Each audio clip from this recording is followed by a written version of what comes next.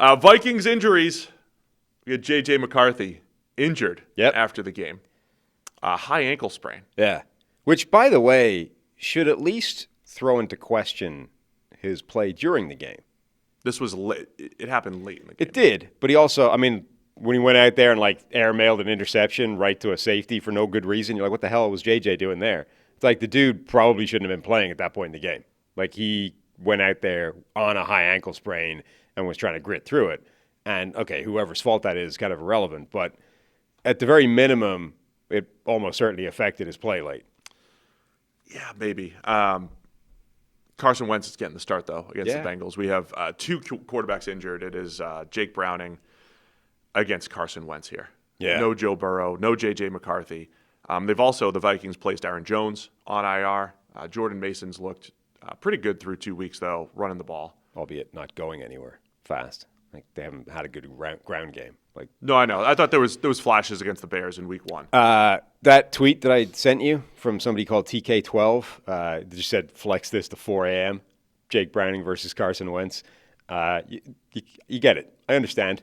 I am, however, kind of intrigued by seeing Carson Wentz, at least for a game. I am too. They are, I think, getting for Christian Darrisaw back. Yeah. This is a 2 to 4 week injury for J.J. McCarthy. They're also doing that double week swing in Europe. Dublin, then London, or vice Dublin's versa? first, yeah. Week 4. So they're not going to, and then they have a bye week, right? So they're not going to probably see him until after the bye. Wentz is probably going to have a month to show one way or the other what that's going to look like. Either, it could be in the middle, but for the sake of entertainment, in the extremes, we're either going to be coming out of this month being like, Carson Wentz looks amazing. You can't sit him down for this guy, McCarthy, who's played 7 good minutes of football ever. Not a chance, right? Or Carson Wentz is going to have already played his way to the bench at that point. They're going to have put the other kid. What's his name? The Minnesota kid. Don't they have what's his name? Max Brosmer. Yeah. He's already going to have seen football time at this point, and you're going to be pining for the return of J.J. McCarthy. But I do think having Darrisaw back out there is legitimately game-changing. You go from a top 5 left tackle to a non-viable starter. Back to, one way or the other when you're putting Darrisaw out there or not. That's completely game-changing for this offense. I would be slightly more excited if Carson Wentz skewed a little bit more in the sort of get the ball out fast, efficient type of quarterback, because I think, McCarthy's been holding onto the ball for an age. He's been processing slowly. These are kind of traits of Carson Wentz as well. Now, he's probably better at it than McCarthy at this point, just from experience, and who knows what kind of magic Kevin O'Connell can weave on that, but I'm at least interested. For a week, I'm willing to give this a shot and see what it looks like. Hey guys, real quick, only 40% of our viewers are actually subscribed, so let's change that. Hit that subscribe button, and now let's get back to the action. Carson Wentz will become the first quarterback in NFL history to play with 6 teams, start a game for 6 teams in 6 years. Nice. Philadelphia Eagles, of course. Then he was the starter for the Colts in 2021, starter for were they the Commanders at the time in 2022? The Washington football team or the Commanders in 22? Rams in 23, he had 1 start, and then 1 start last year for the Kansas City Chiefs. Yeah. In the last week of the season.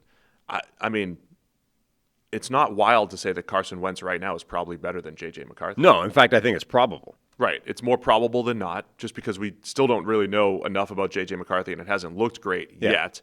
And now we have this history of Kevin O'Connell elevating veterans from Kirk Cousins to Sam Darnold. There was a few weeks of Josh Dobbs before that fell apart. But if we're talking about a few week sample here for Wentz, I still think it's in the long-term best interest of the Vikings to play J.J. McCarthy. But you can get a good few weeks out of Carson Wentz here. You can. I think it becomes a very interesting conversation if Wentz looks good. And it's unfortunate, or sort of it's good. If Darrisaw is that big of a variable, and Darrisaw's back at the same time as Carson Wentz comes in, Wentz looks good, it muddies the water. There's always confounding variables. We say that all the time. But I think that becomes a very difficult conversation now. If Carson Wentz looks good, this offense suddenly sparks to life and looks more like it did last year, and everything's cooking, and the defense, remains amazing. Immediately the Vikings go from being, this is problematic, to one of the better teams in the NFL again.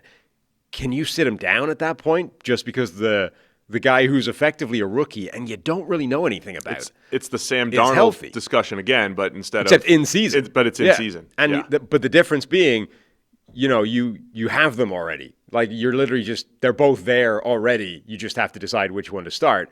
The Viking, there's no money difference. You know what I mean?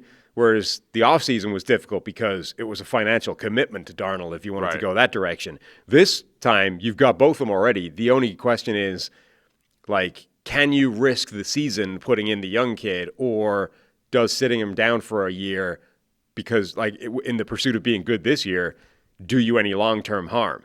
And that, I think, is a more interesting conversation because, look, the problem that Minnesota is dealing with here is they have barely seen J.J. McCarthy in any capacity, right? He hasn't played that much in college, so you were already dealing with a very small sample size of play. He had one offseason program, which is the sort of rookie truncated one, and then got hurt and missed the entire year. They didn't get him back throwing again until like January, so they haven't seen him practice much until the next offseason thing. And as much as you can watch a guy in practice and see if he has a command of the offense and blah, blah, blah, it's very different to the real game, though, because in practice, when a guy sacks the quarterback, there's a sort of fuzzy period where it's like, he kind of got there. Got close enough. He got close enough, but we give you half a second, and that half a second is when he got the pass away, and we'll call that good, right? But in the NFL, in a regular season game, that half second is the half second that Trey Hendrickson is tossing you face first into the floor, right? Like, not only did you not get the pass away, but actually it's a massive negative. You fumble the ball away, it's a fumble 6, and you're 7 points down. Like, that's the half second difference we're talking about here. In practice, it can look like a good play by the quarterback. In real world conditions, it's a terrible play. So that's the world McCarthy is living in right now with one of the highest average time to throws in the NFL. He's living in that fuzzy period between problem and utter disaster. And so I don't think the Vikings have any idea what he is yet. No, I think that's fair. And they won't. We'll see what happens with Wentz, and then, they'll have a decision to make. Potentially. We'll see what happens. I'm kind of intrigued by Wentz. But by the way, so if they decide Carson Wentz is playing really well right now, suddenly we're a good football team, it's Wentz's thing to the end of the year, right? We're going to keep the hot hand, or at least until he plays his way to the bench again. It's not the worst thing in the world for J.J. McCarthy, I don't think, to just go sit on the bench. We'll give you practice. I mean, they should do what the Drake May thing. 30% of the reps. Right? Like, you've been benched, unlucky, right? Yeah. However, we are going to keep giving you reps in practice because you are still the future. There's basically nothing Carson can do to win this job long term. 2026, you will be the week 1 starting quarterback again. Learn from this. Take this opportunity to develop. There's probably a lot of benefit to actually using legitimate practice time to figure out, is he good or not? Yeah, no, I agree. And even, like, he was the youngest week 1 starter in the NFL this year, 22 years old. So next year, he's still going to be one of the youngest starters if he's the week 1 starter next year. Like, he's not, you know what I mean? We're not at the point where, like, it's time to give up on him already. No, we think too much in a binary world sometimes where it's like he's either the starter or he's not. And if you bench him, he's done forever. And we talked about this with Bryce Young and with Anthony Richardson. And sometimes it's true. Yeah, maybe he is done forever. Other times, maybe not. Obviously, it would be a setback, but I don't think it would necessarily be like this has to be the end of McCarthy. Kwesi's very analytical, too, from a general manager perspective. Just from an analytical sense, it's like, well, yeah, J.J. McCarthy, we'll have him next year and the year after, and he's under contract, and he's still cheap. He might be our best option in 2026, but maybe he's not right now while Carson Wentz is here. So we just have to make the best decision for right now. But we're getting ahead of ourselves. We'll see what happens this week. Vikings and Bengals. Thanks for watching all the way to the end of the video. Check the Mic is live every Monday, Wednesday, and Thursday, so be sure to hit the subscribe button so you don't miss a thing. And the all-knowing algorithm is convinced you'll also like these videos, and who are we to argue?